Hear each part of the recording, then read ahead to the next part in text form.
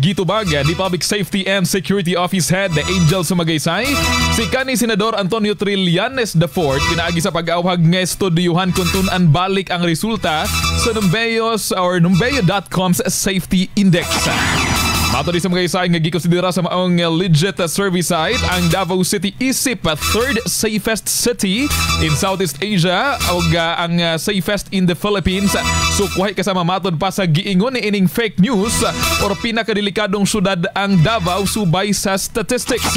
Niani sa budaghan ng pagsaway ang kanhi senador gikan sa mga Davaoenos, gumikan posibleng aduna na sab kini laing tumong sa paghatag og negatibong komento sa syudad sa Davao.